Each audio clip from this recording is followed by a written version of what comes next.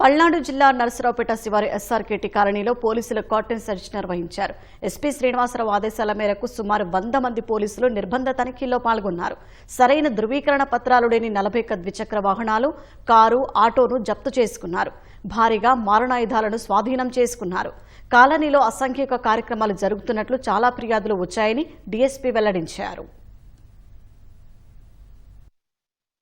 SRKT కాలనీలో early morning 4 గంటల నుంచి 7 గంటల వరకు ఈ యొక్క కాలనీ మొత్తం కూడా చెక్ చేయడం జరిగింది.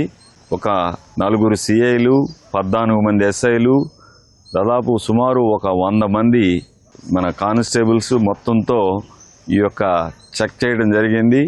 సుమారు ఒక 43 వాహనాలు ఏమీ కూడా డాక్యుమెంట్స్ లేకుండా ఉండటం జరిగింది.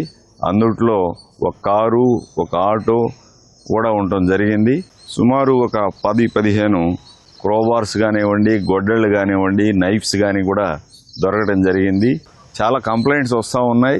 ఏంటంటే గాంజాయి కానీ లేకపోతే ఇంకా అసాంఘిక కార్యక్రమాలు అక్కడక్కడ అలౌ చేస్తున్నారని, అలా అలౌ చేసేవాళ్ళు కానీ మా నోటీస్కి వచ్చేటట్టయితే వాళ్ళ మీద కేసులు రిజిస్టర్ చేయడం జరుగుతుంది.